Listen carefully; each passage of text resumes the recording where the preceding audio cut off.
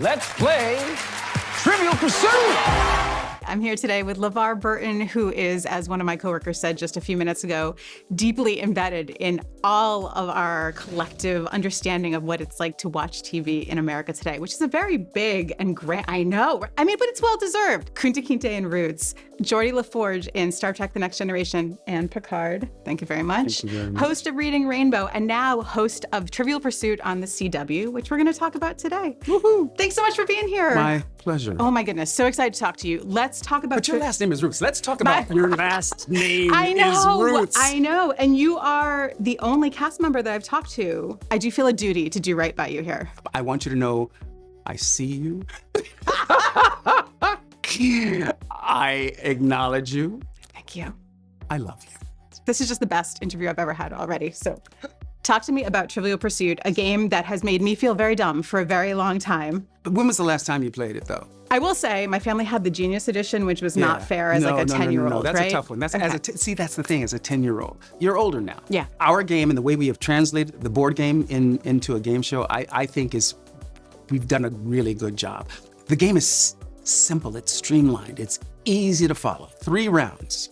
3 contestants. The first round, we go around the categories, those 6 iconic categories: geography, history, sports and leisure, art and entertainment, arts and literature, science and nature, entertainment. Those 6. We go around the board 3 times, collecting points and wedges. Wedges are worth bonus points that we add up at the end of that round. The 2 players with the highest totals in round 1 progress to round 2. Round 2 is you have to answer 1 question in each category correctly, getting through all 6 categories. However, you can choose 1 category to not play. So you only end up going through 5 all right. categories, right? Geography's out of there for me. See, everybody has a category that they would bounce, right? Wait, what would you bounce? Geography. Yeah. Geography, as I think most people would. Because Americans suck at geography. We suck at I was not gonna say that, our but go own for it. country's geography. Yeah, Forget true. the rest of the True, world. true. 2 players enter that round, 1 player leaves, and that player will play in the 3rd round against the clock, all 6 categories for $20,000. I love our show. I'm so proud of what we've done. And this really scratches the itch for me in terms of LeVar Burton hosting a game show. Yeah. Right? I say at the end of every show, where knowing stuff is celebrated. Trivial Pursuit, where knowing stuff is celebrated. And that's really important.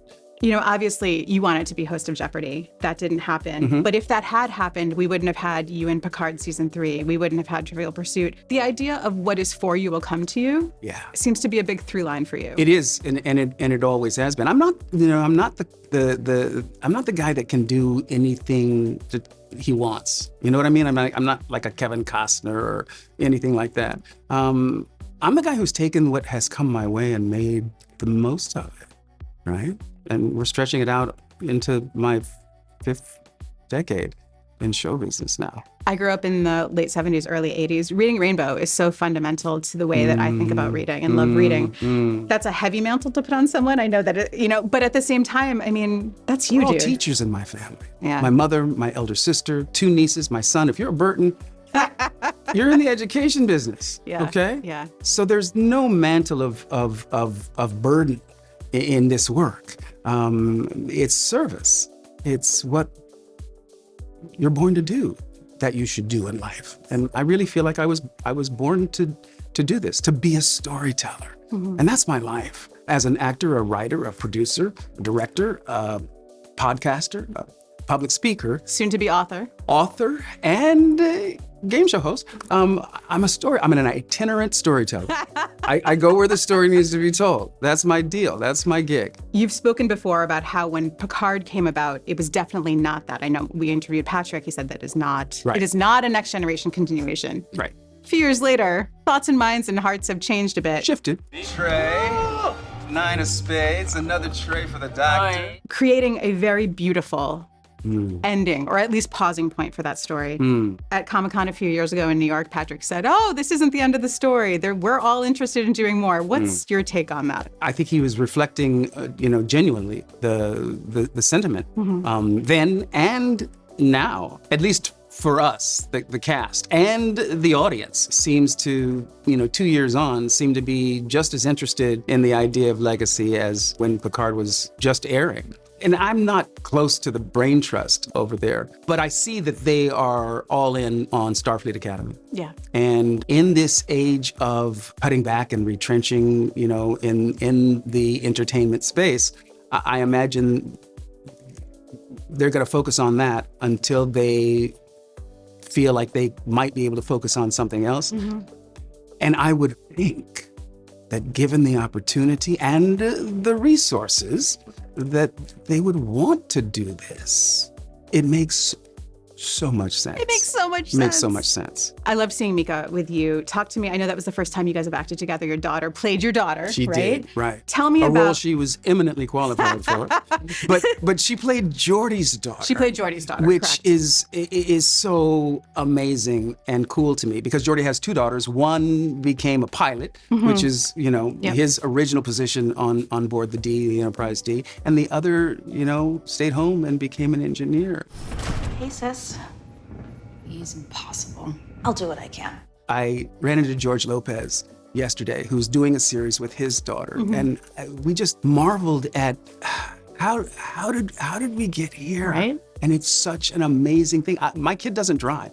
She's 30 and she doesn't have a driver's license, and so I drove us to work every day because who knows when or if it ever happened again. And I just wanted to soak it all up. Of course. You know what I mean? Yeah. To see her make her bones on this show with the family. Yeah. I mean, she's grown up. They're all her aunts and uncles, Yeah. the cast. And to see them accept her into the fold as a peer, as a professional.